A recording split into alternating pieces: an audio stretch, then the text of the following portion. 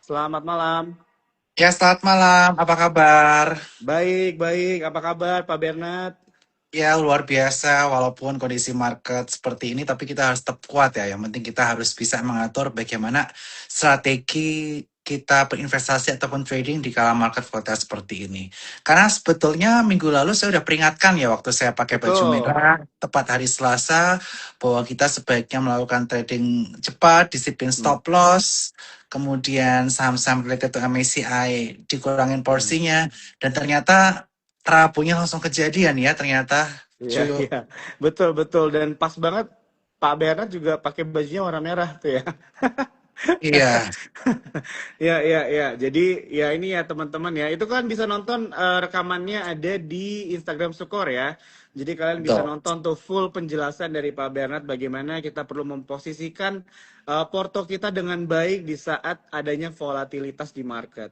Nah, jadi hari ini menarik ya Mas, topik yang kita dipilih ini mengenai pergantian petinggi OJK nih ya yang baru terjadi dan BI juga di weekend kemarin mereka juga baru meeting dengan MSCI ya dan hari ini rebound gitu ya hijau. Nah tapi sebelum Hmm. kita lompat ke topiknya nih Mas, mungkin bisa dibagikan sendiri nggak view-nya dari Pak Bernard nih melihat market kita yang rebound 2,52% hari ini seperti apa nih Pak?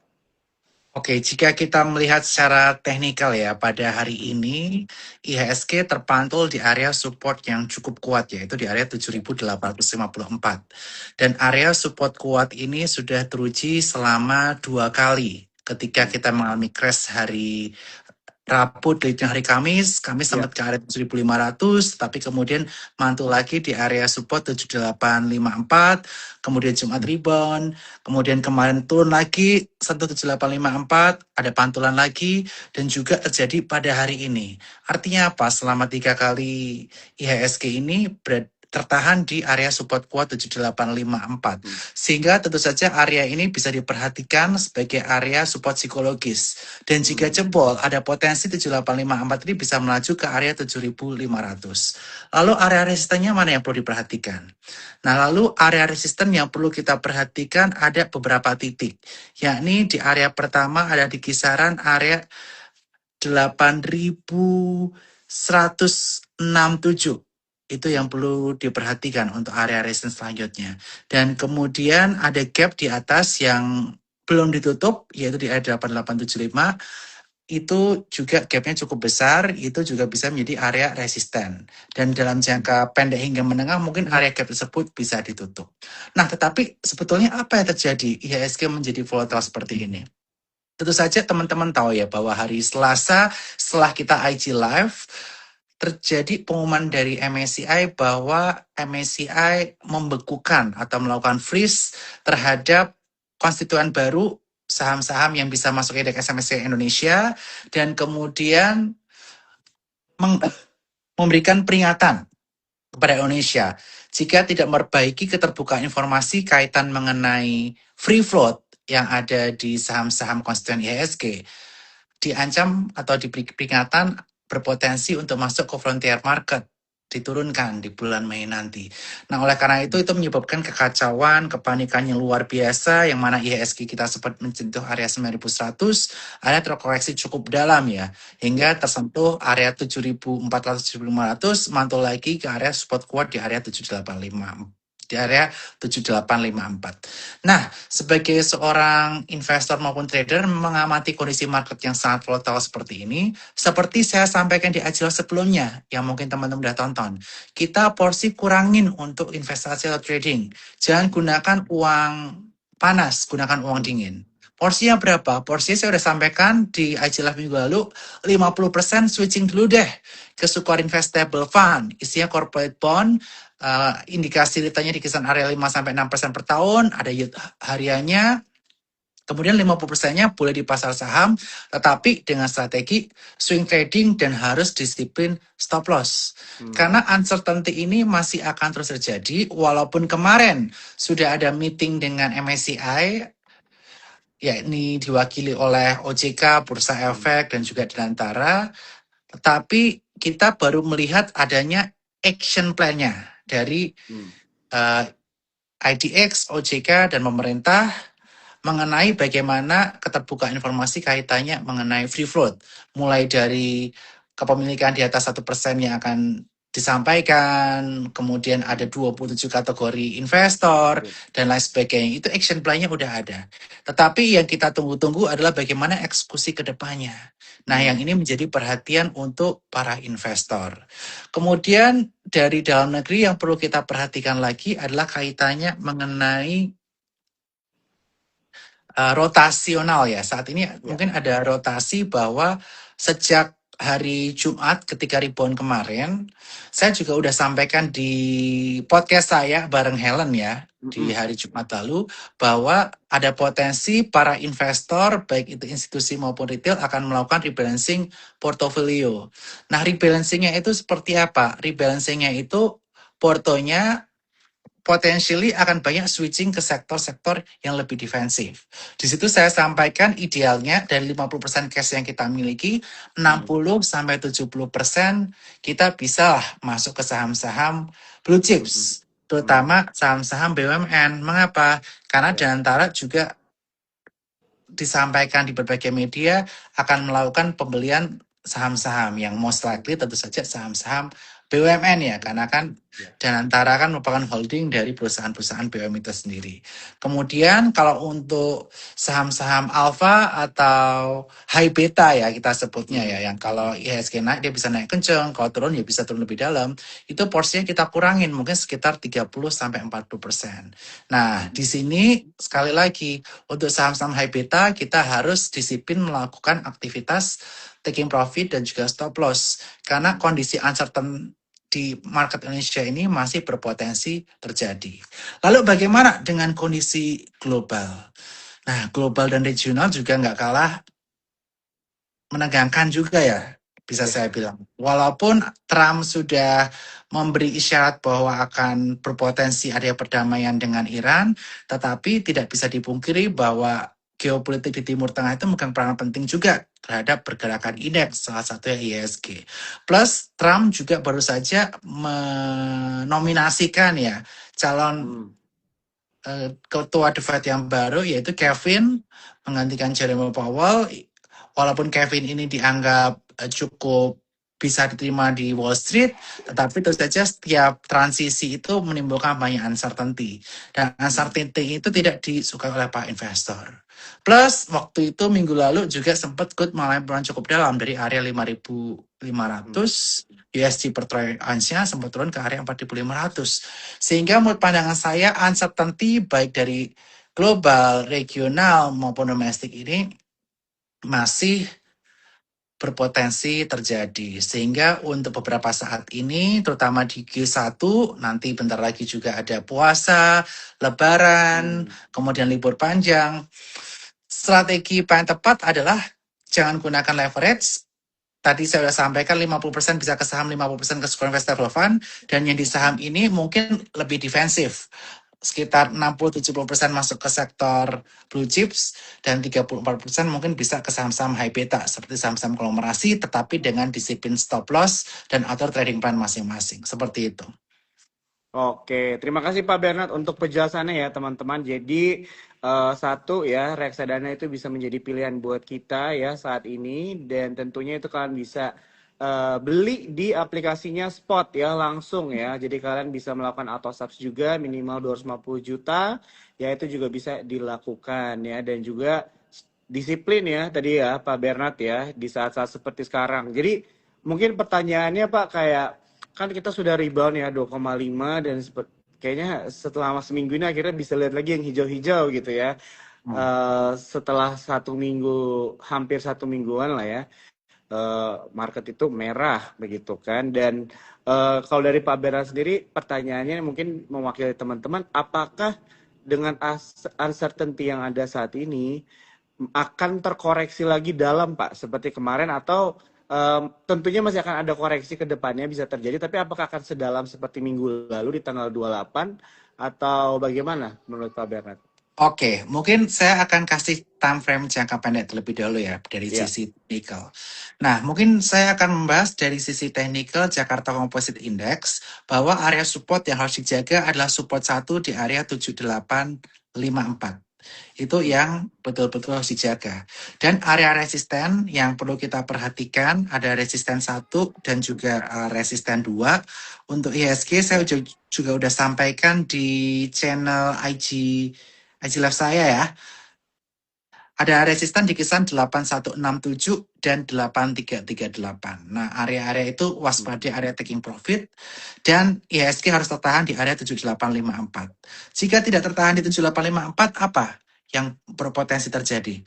Jika tidak bertahan di area 7854, area selanjutnya yang bisa menjadi perhatian itu adalah di kisaran area 7592. Jadi cukup dalam. Ya. Jadi di kala uncertainty seperti ini, kita pertama yang harus kita lakukan lihat indeks. Indeks bergerak kemana? Tertahan nggak di 7854? Selama tertahan, kita bisa tahan. Walaupun kita juga harus perhatikan area support resistance masing-masing sahamnya itu sendiri juga. Selama tembus 8167, kemudian ada tembus di area resistance selanjutnya di area 83338, kita masih bisa tahan. Ini yang seperti itu. Tapi kembali lagi nanti lihat di fundamental maupun teknikal dari saham itu sendiri. Kemudian di Februari ini yang perlu kita perhatikan adalah potensially udah ada beberapa emiten yang rilis laporan keuangan. Walaupun paling lambat di akhir Maret. Nah, emiten-emiten yang rilis laporan keuangan itu perlu kita perhatikan. Apakah sesuai dengan prediksi konsensus atau tidak. Nah, jika tidak, ini berpotensi akan menghambat atau mengakibatkan koreksi aktivitas sell off daripada saham itu sendiri. Kemudian di Februari ini yang perlu kita perhatikan adalah di Maret kita cuma efektif 2 minggu. Habis itu kita libur Lebaran kurang lebih 2 minggu karena ada nyepi juga ya di situ. Jadi waspadai di bulan Februari ini ada aktivitas taking profit dari saham. Jadi time frame kita untuk trading itu hanya di minggu pertama ini sampai minggu keempat Februari dan harus dijaga secara ketat area-area support psikologis penting dari IHSG tadi yang telah saya sampaikan. Dan waspadai berita-berita yang berpotensi untuk menguncang pasar. Itu harus kita perhatikan dengan seksama. Berita tentang apa saja? Progres mengenai MSCI. Itu kita harus update terus-menerus mengenai berita tersebut. Terus kemudian berita mengenai kepemimpinan OJK. Karena kan saat ini kan masih PLT ya, baik OJK maupun BI. Nanti kepemimpinannya seperti apa ke depannya, itu juga akan menjadi salah satu sentimen yang kita perlu perhatikan. Yang ketiga adalah kaitannya mengenai bagaimana Danantara akan masuk ke market. Itu kan yang selama ini digembar-gemborkan oleh media bahwa Danantara udah masuk. Nah, masuknya itu di sektor-sektor apa, itu kita perhatikan. Tetapi ada berita bagus yang mungkin menghampiri IHSG. Jadi beberapa emiten sudah mengumumkan akan adanya buyback saham di era market volatile seperti ini. Nah, mungkin saham-saham tersebut bisa lakukan trading ya selama 1 bulan ini. Tapi sekali lagi setelah Februari berakhir, karena akan lebaran, waspada uncertainty aja. Liburnya terlalu panjang, kita nggak tahu apa yang terjadi di regional, kemudian di Amerika Serikat sana, yang berpotensi mempengaruhi market. Kalau kita ingat di tahun lalu setelah Lebaran tarif-tarif diberlakukan, IHSG langsung trading halt. Nah, oleh karena itu bulan Februari ini krusial, penting, tetapi manajemen perlu kita atur.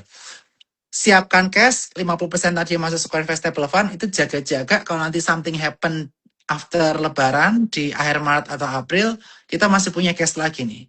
Jangan sampai di kondisi seperti ini, kita tidak punya cash lagi untuk melakukan pembelian saham-saham yang kita minati untuk investasi nanti, terutama setelah market lebih stabil, yang saya proyeksikan mungkin mulai stabil kisaran bulan Mei setelah pengumuman MSCI dilangsungkan.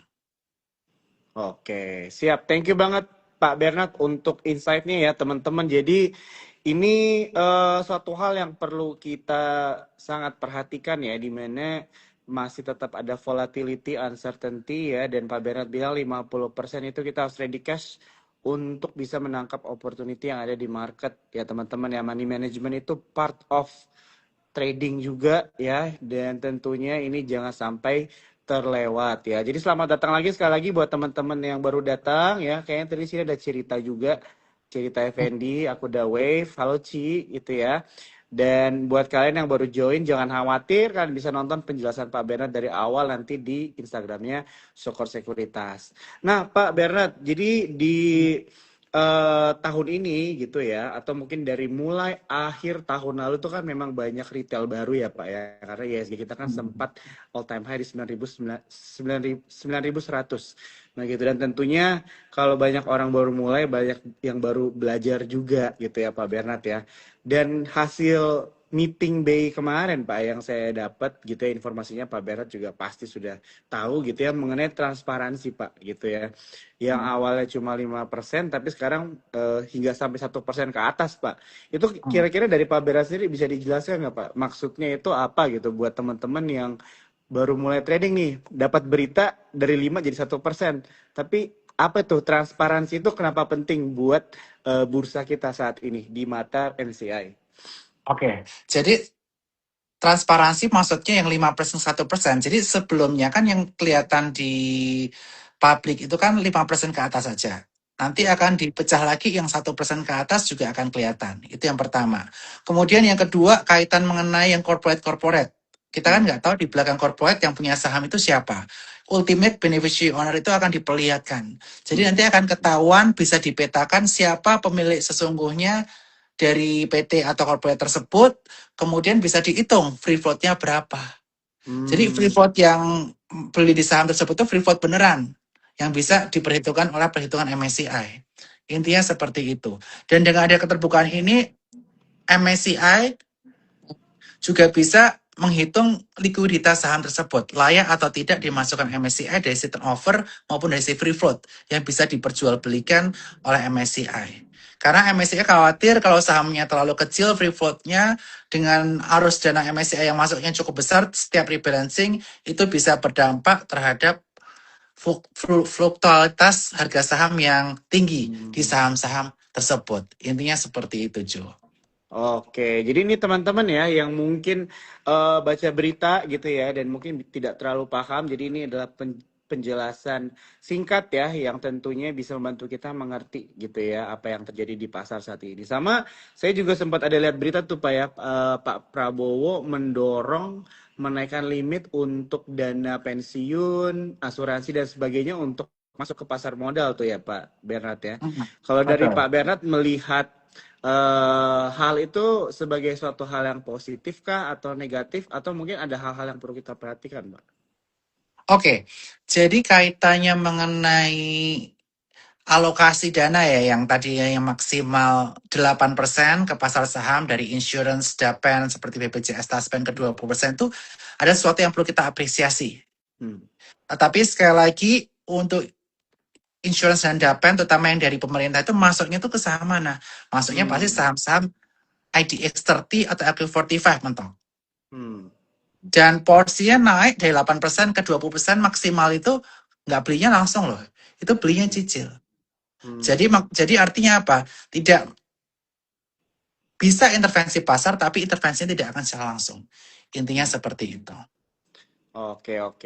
Siap. Thank you banget ya Pak Bernard ya untuk penjelasannya ya teman-teman. Jadi ini adalah sedikit bagaimana kita membahas mengenai polemik ya MSCI, OJK dan BI dan langkah-langkah apa saja yang akan diambil ya untuk tentunya membuat bursa kita ini lebih transparan mengikuti standar global ya teman-teman ya. Oke Pak, kita mungkin masuk ke sektoral nih Pak ya sekarang karena biasanya di awal tahun Q1 atau di awal mula Q2 nanti itu biasanya ada sektor-sektor yang menarik gitu ya Pak ya untuk diperhatikan. Kalau lihat kan kemarin komoditas pas kayaknya beberapa hari setelah Instagram Live dengan Pak Bernard juga itu komoditas emas turun gitu Pak ya, silver dan sebagainya.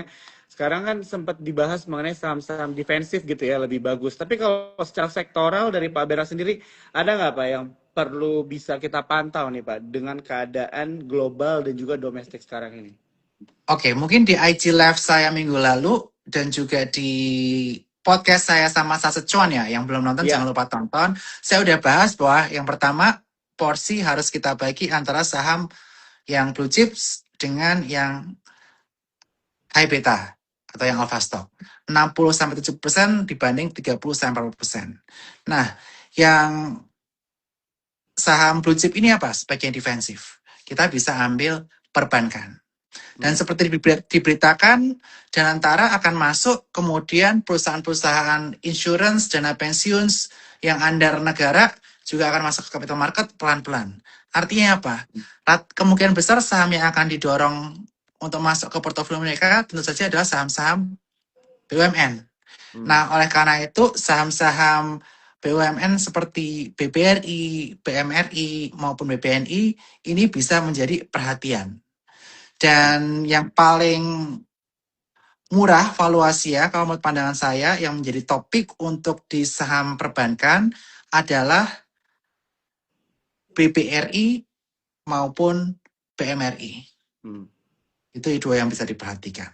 Kemudian sektor lainnya yang bisa kita perhatikan di SOI, selain kaitannya mengenai perbankan, kalian bisa pilih satu dari banyak itu adalah sektor kaitannya mengenai jalan tol. Kenapa jalan tol ini menjadi sesuatu yang bisa kita simak? Karena nanti di bulan Maret itu akan ada lebaran. Lebaran mudik. Mudik butuh apa? Mudik butuh jalan tol. Nah, jalan tol itu pakai jasa marga. Nah, jasa marga sekarang diperdagangkan di PBV 0,74 kali dan PI 7,26 kali. Dan di situ kita bisa perhatikan bahwa jasa marga saat ini sedang menguji area resisten di kisaran area 3660 sampai 3700. Dan jika 3660 sampai 3700 itu tertembus, ada potensi CSMR ini bisa ke area 3750, 3900 hingga mencapai area 4180. Nah, ini mungkin saham-saham yang menarik kaitannya mengenai SOI. Kemudian yang kedua, saham-saham yang bisa kita perhatikan adalah Indonesia merupakan negara komoditas.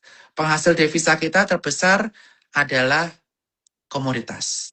Nah, komoditas ini walaupun cyclical, ada yang harganya cukup lagged dan baru naik nih. Dan saya udah mention ini minggu lalu di ICF Sukor dan juga udah mention juga di sama Satsecuan, sama Cihelen. Apa itu?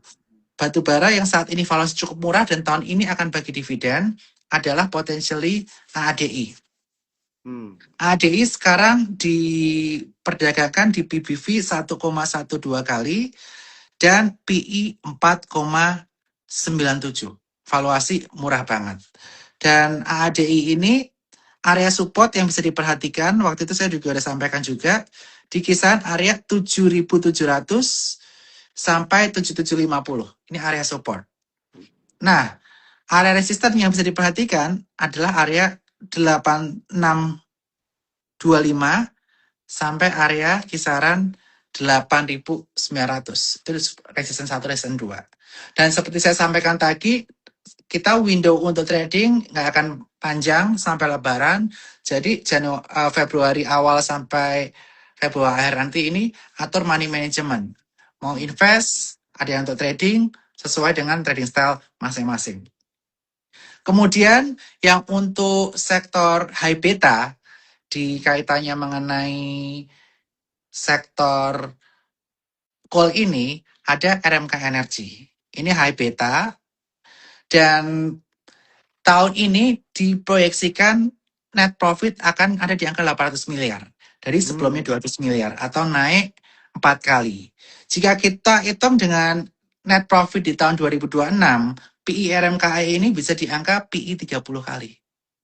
Karena tahun ini seperti saya sampaikan sebelumnya, dari jalan, kemudian stasiun angkut, stasiun tuang, hingga port, itu semuanya harus lewat RMK di Sumatera Selatan.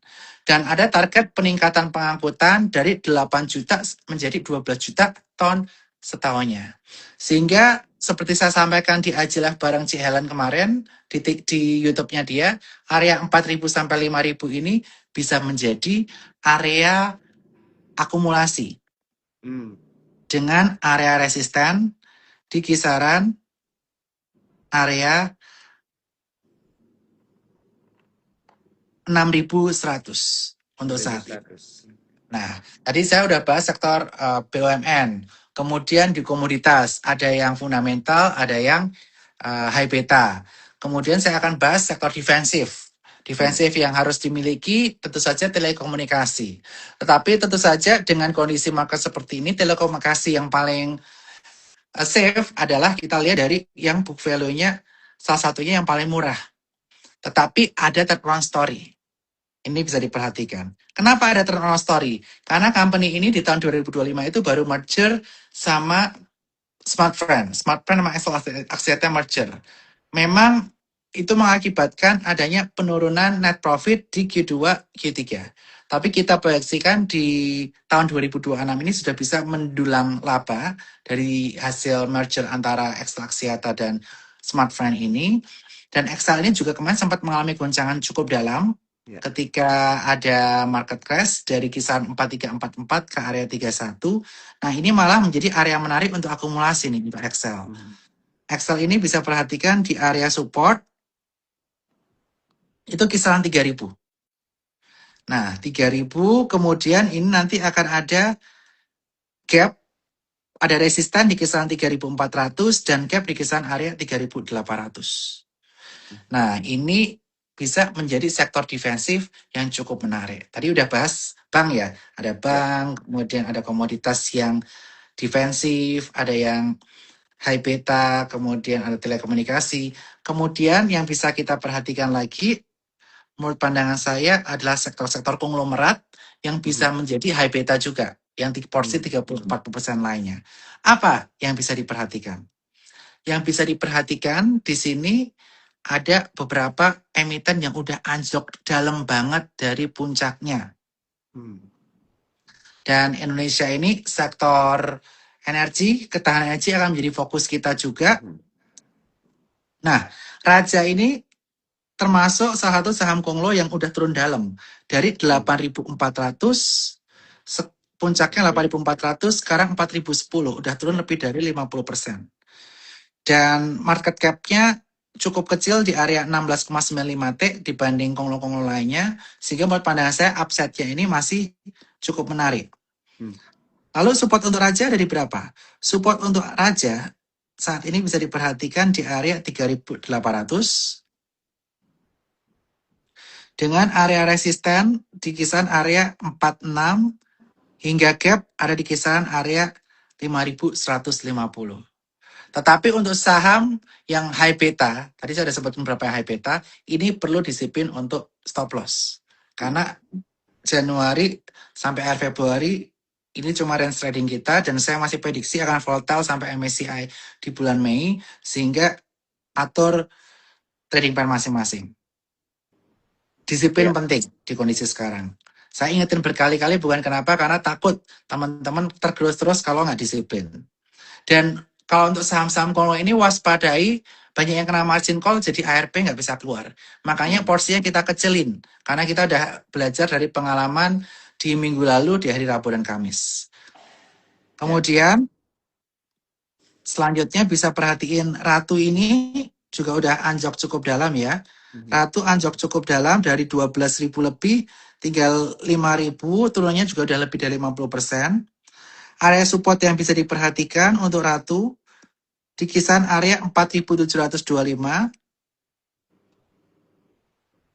dengan resisten di area 6.200 dan ada gap di kisaran area 7.000. Nah, atur porsi trading teman-teman masing-masing. Kemudian ada emiten lagi nih yang akan melakukan buyback. Jadi ada beberapa emiten. Tadi RMK Energy sebenarnya juga ada buyback ya. Ada buyback senilai 200 miliar. Kemudian IMPC ini juga saham Konglo yang ada buyback 500 miliar. Kemudian untuk PBSA ini juga ada buyback 100 miliar. Nah, kita bahas satu-satu. Untuk IMPC, saya bahas teknikal aja karena kondisi seperti ini kita harus benar-benar disiplin sama teknikal ya.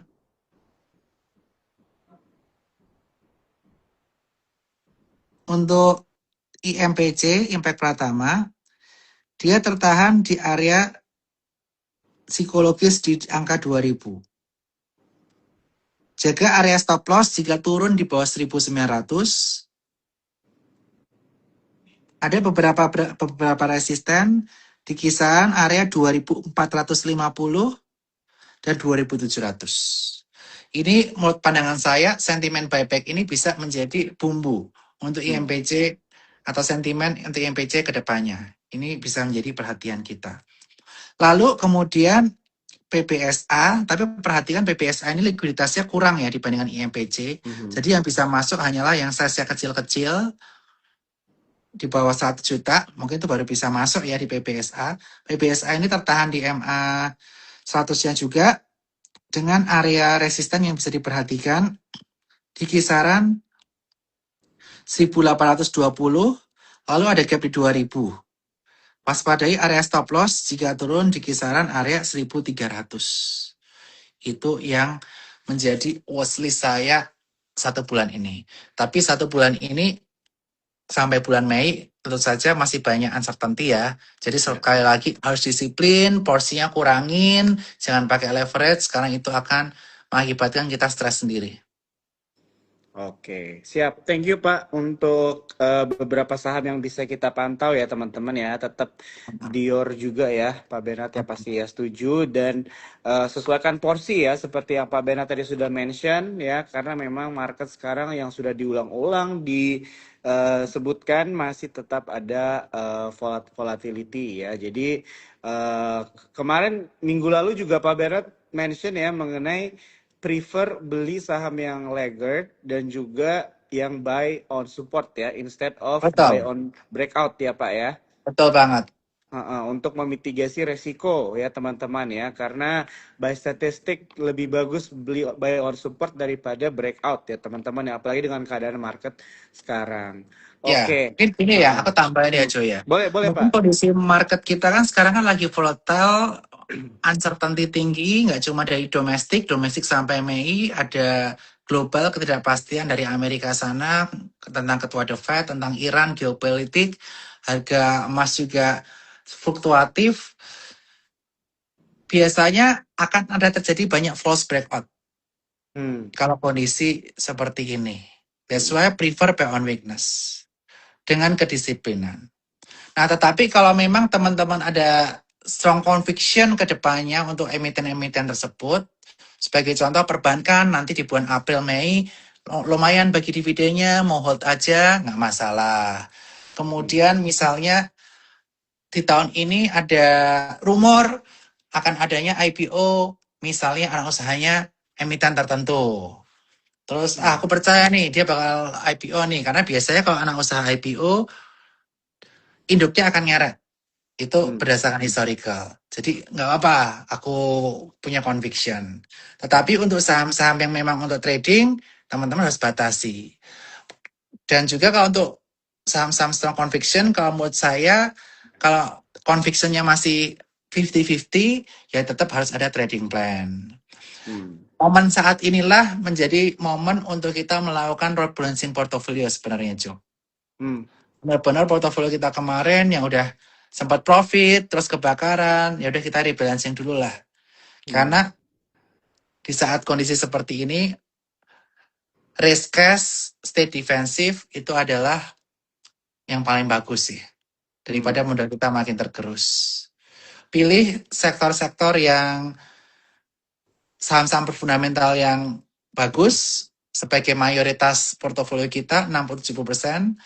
Betanya untuk supaya kita ada high beta dan untuk yang lebih agresif harus disiplin stop loss itu 34% dari porto aja.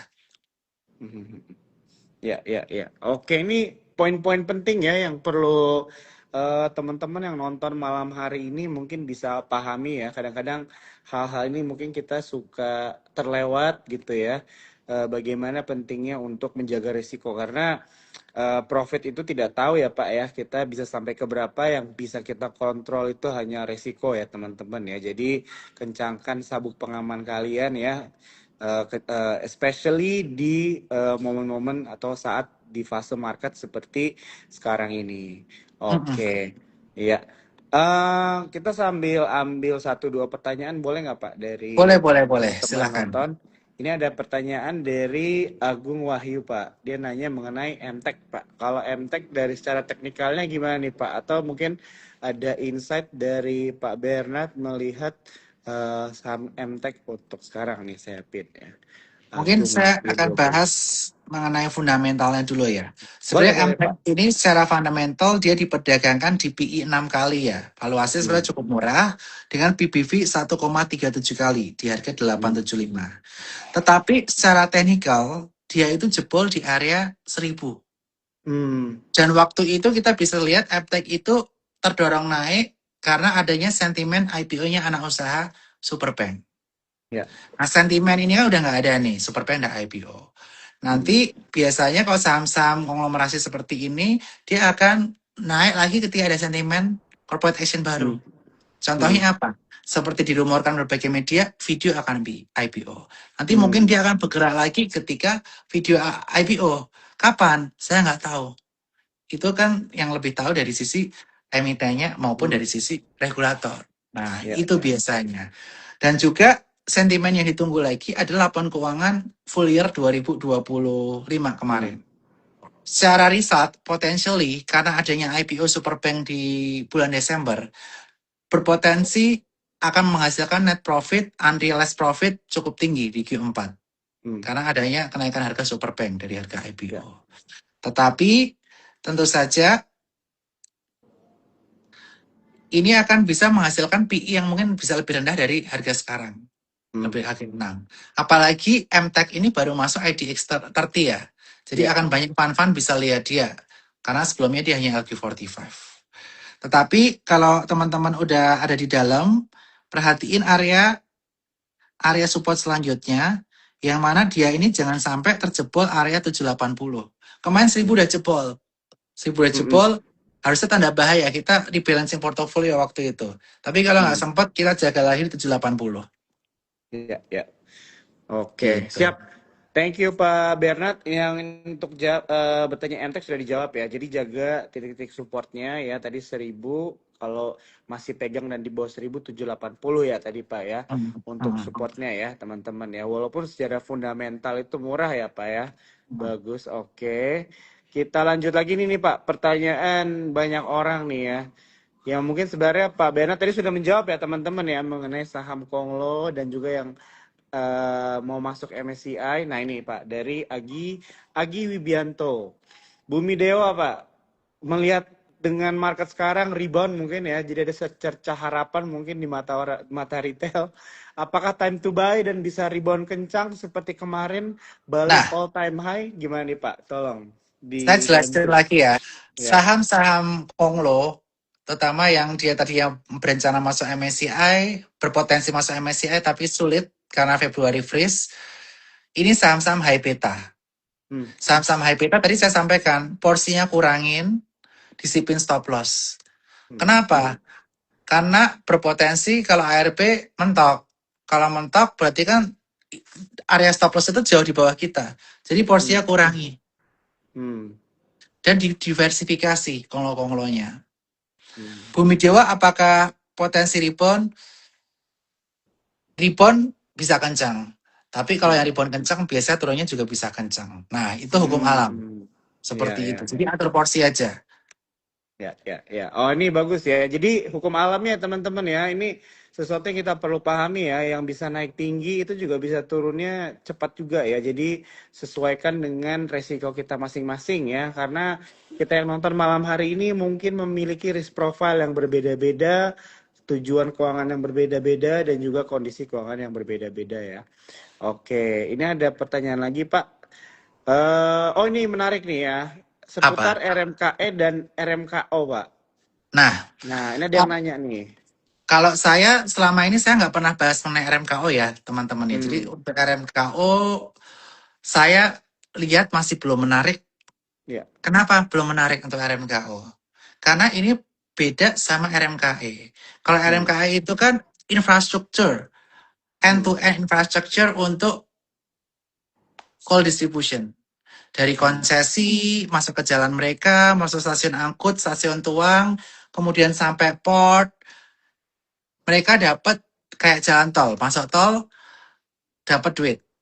dia dapat 7 USD per ton. Ya. Kapasitas tahun ini kapasitas tahun ini akan menjadi 12 juta ton. Hmm. Bayangin aja revenue berapa. Dan mereka punya kontrak sama Ya. konsesi-konsesi di Sumatera Selatan sana. Artinya Hmm. apa?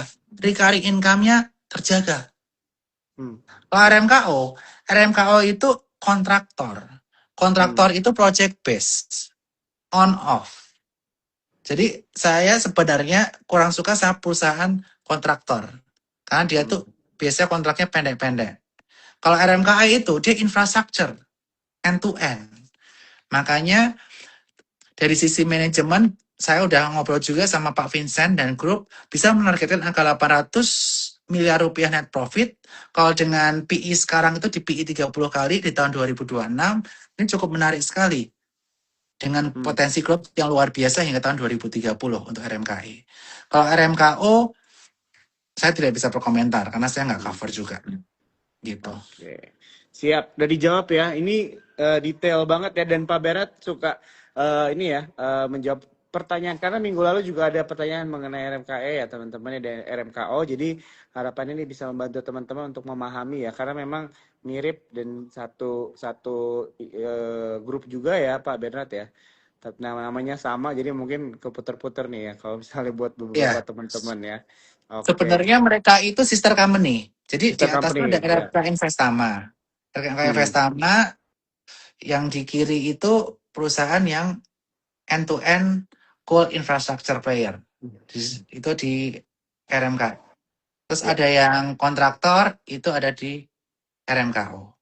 Beda Ya. sama Raja dan Ratu. Ini saya Hmm. kasih gambaran ya. Kalau Raja, Rukun Raharja, itu di atas.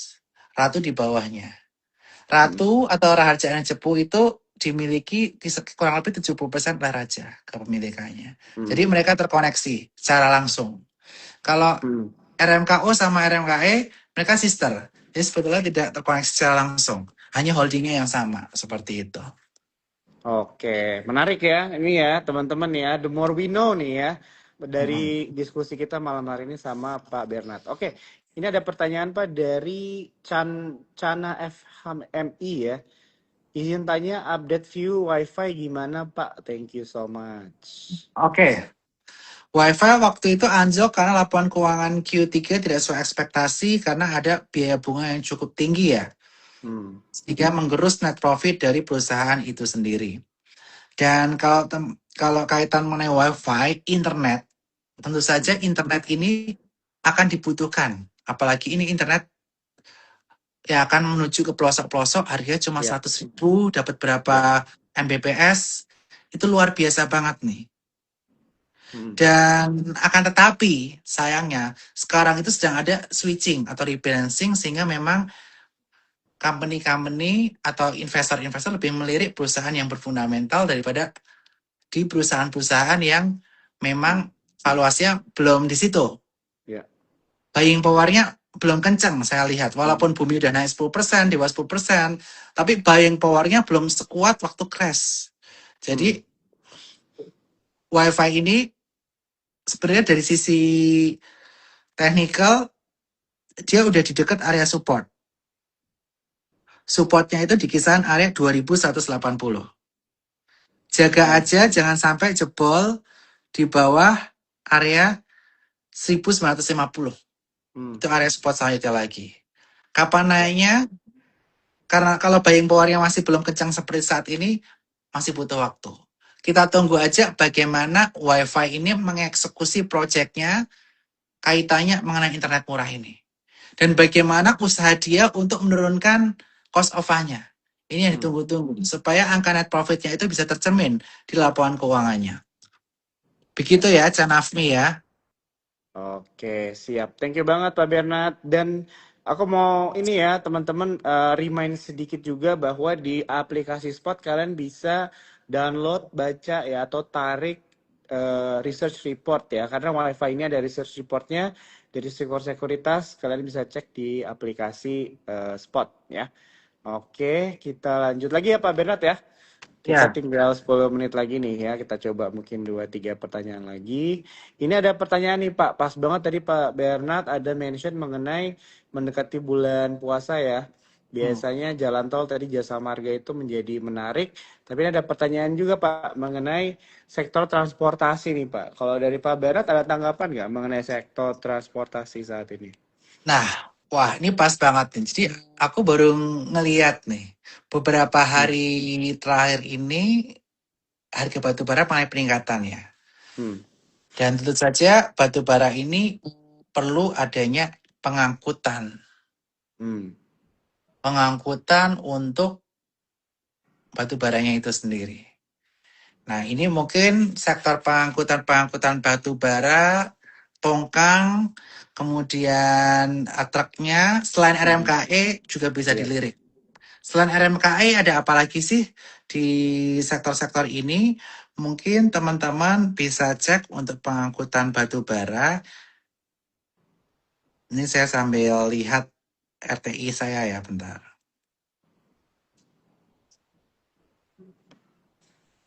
Ini ada beberapa emiten ya.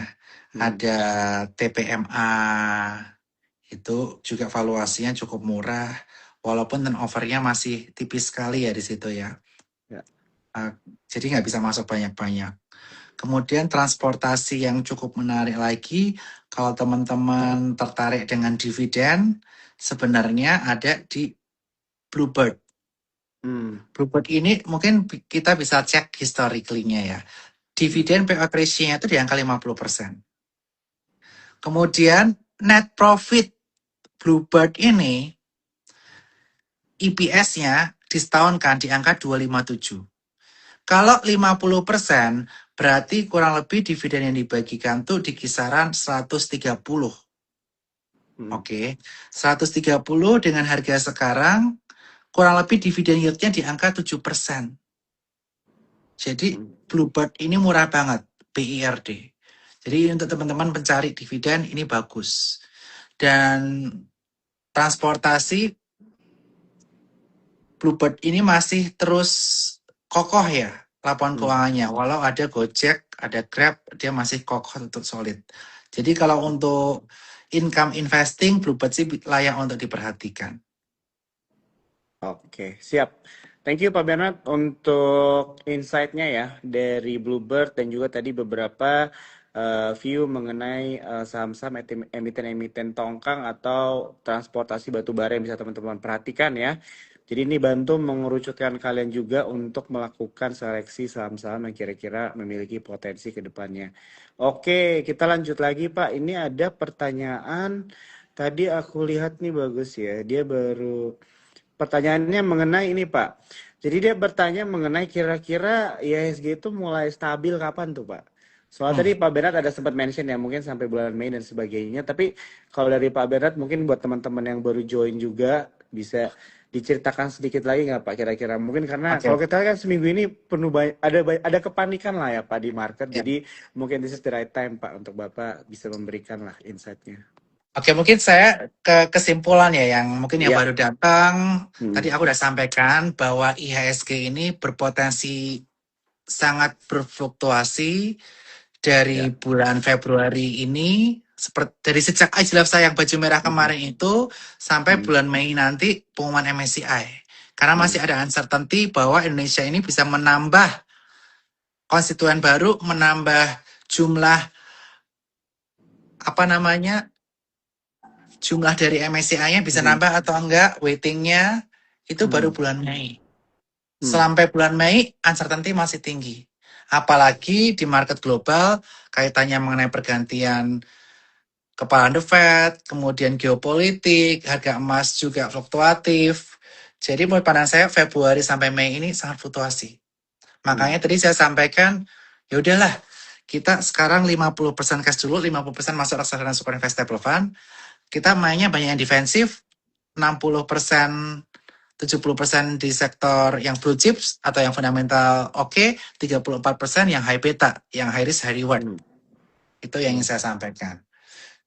Kemudian Februari ini potensi ada kenaikan karena baru ada keluar good news Hmm. sampai tapi cuma sampai akhir bulan aja. Jadi Hmm. trading perlu diperhatiin untuk trading plan sama aktivitas stop loss-nya karena Maret banyak uncertainty lagi karena akan ada libur lebaran. Kita nggak tahu apa yang terjadi di regional dan global, geopolitik segala macam kita nggak tahu yang terjadi. Semakin banyak uncertainty, semakin harus kita lebih hati-hati, defensif sama market. Intinya begitu. Apalagi kita udah melihat ketika MSCI memberikan keputusan menge-freeze konstituen baru sama apa namanya weightingnya nggak ditambahin, market jadi begini. Ya, better kita wait and see dulu, celup kaki dikit-dikit. Sekaligus gunakan momen ini untuk di-balancing portofolio teman-teman sekalian. Saya udah jelasin ini Kamis malam, saya sempat-sempetin bikin podcast sebelum saya pergi. Tujuannya apa? Supaya teman-teman Jumat itu sempat rebalancing porto. Buat yang belum sempat, mungkin ini saatnya. Tadi saya udah juga mention saham-saham defensif atau agresif apa yang bisa menjadi pilihan. Nanti bisa di live, dilihat lagi di rekaman live ini. Begitu.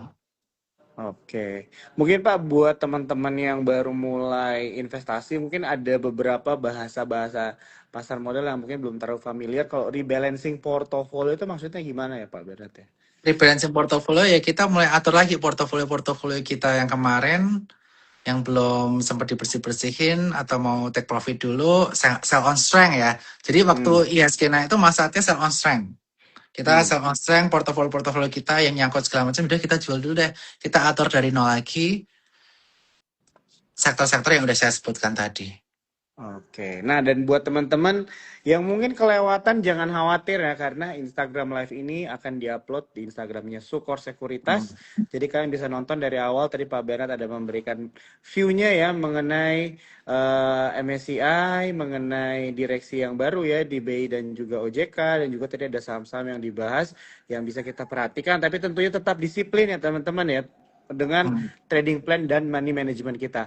Oke Pak, mungkin satu pertanyaan lagi dari saya, habis itu mungkin kesimpulan dari Pak Berat nih. Jadi pertanyaan dari saya Pak, ini pertanyaan yang biasanya ditanyakan ke semua influencer pasar modal yang biasanya saya diskusi. Dan saya kayaknya belum pernah bertanya ini ke Pak Bernard mengenai psikologi Pak. Jadi kalau kita lihat, saya yakin teman-teman yang nonton malam hari ini pasti ada yang nyangkut juga nih Pak posisinya gitu ya. Dan bagaimana nih Pak sebagai seorang yang sudah lama berkecimpung di dunia pasar modal bisa mengendalikan emosi psikologinya baik gitu ya. Walaupun keadaan market itu yang seperti sekarang itu benar-benar tidak dapat bisa ditebak gitu ya kemana arahnya. Ada yang bisa di-share nggak Pak Bernard? Yang paling penting sih disiplin ya. Kadang saya tuh juga nggak disiplin dalam melakukan trading. Udah tahu marketnya enak, push terus. Padahal harusnya kita pikir pakai logika. Marketnya enak, potensi kita lebih banyak menang atau kalah? Untung atau rugi, Jo? Kalah, Coba. rugi Pak. Pak, rugi kan? Harusnya kalau Ya. kita berpikir jernih, tidak menggunakan emosi greed kita, harusnya separohnya aku main dulu asetnya nih. Pas banget di spot ada Sukor Investable Fund, masukin dulu di lock di situ. Itu nggak di lock sih, dicair bisa kapan aja. Maksudnya biar nggak gatal dipakai untuk trading. Karena kadang kalau kita lihat aplikasi trading nggak dimasukin ke sana gatal untuk trading. Kita disiplin aja masuk ke Sukor Investable Fund. Tinggal sisa separuh. Separuhnya gimana? Ya kita atur mana yang untuk invest, mana yang untuk trading. Yang untuk invest ya kita nggak usah gitu merhatiin market nggak apa-apa karena tujuannya misalnya untuk dividen di saham-saham big banks atau di Bluebird tadi atau kayak contohnya di Jasa Marga itu dividennya juga gede atau yang trading kita harus disiplin dengan trading plan kita dan IHSG sekarang lagi ada di titik krusial karena banyak uncertainty sampai bulan Mei. Saya ulang lagi ya supaya teman-teman paham. Area support 7854. Kalau ke break bisa ke area 75 80-an. Nanti kalau turun di 75 80-an nanti kita ngobrol lagi, Jo. Kita update market lagi. Karena kita harus disiplin kondisi saat ini. Jangan nafsuan. Itu yang bisa merusak atau menggerus modal kita. Be realistis jika market seperti ini. Karena ya banyak uncertainty lah. Apalagi ya banyak baca berita lah. Saya nggak usah sebut banyak berita yang beredar baru akhir-akhir ini yang cukup membuat market ini agak lesu lah. Intinya Ya, ya. seperti itu. Oke, jadi teman-teman kita harus menggunakan logika dan disiplin ya. Hmm. Karena tadi Pak Bena sudah menjelaskan keadaan market kita sekarang gitu ya, dan tentunya ini penting buat kita untuk memiliki strategi yang baik dan benar juga ya, supaya modal kita itu tidak tergerus dan teman-teman juga bisa survive for a very long time di pasar modal. Pas banget nih Pak Bernard, udah 1 menit lagi, mungkin dari Pak Bernard ada lagi pesan terakhir Pak buat teman-teman untuk menghadapi 1 minggu terakhir ini Pak. Ya, kita harus birasional di market. Intinya Ya. seperti itu. Jangan greedy. Kita Hmm. pakai kalau bisa pakai 50% uang dingin kita aja supaya 50% yang kita taruh di reksadana Square Investable Fund ini ketika nanti misalnya something happen di bulan Hmm. April atau Maret atau Mei setelah Lebaran, kita masih ada cash untuk nambah peluru di bawah. Hmm. Nah, saham-sahamnya apa tadi sudah saya bahas. Kita sekarang stay defensif dulu, better 60-70% masuk ke blue chips. Ya. 30-40% ke high beta. Ya. Dan perhatikan kaitan mengenai kedisiplinan. Kalau emang yang untuk blue chip tadi untuk invest, nggak masalah, 34% untuk trading, harus atur resiko masing-masing. Stop loss tadi saya udah ajarin beberapa emiten untuk area-areanya. Ya mudah-mudahan ini bisa membantu lah saling menguatkan di kondisi market seperti ini. Yang penting nanti misalnya ada something bad happen dengan IHSG di bulan Maret, April, atau bahkan awal Mei, kita masih punya cash. Karena cash is the king untuk saat ini. Oke, wah ini cakep banget ya untuk penutup kata kita malam hari ini. Sekali lagi terima kasih ya Pak Bernard untuk Sama-sama.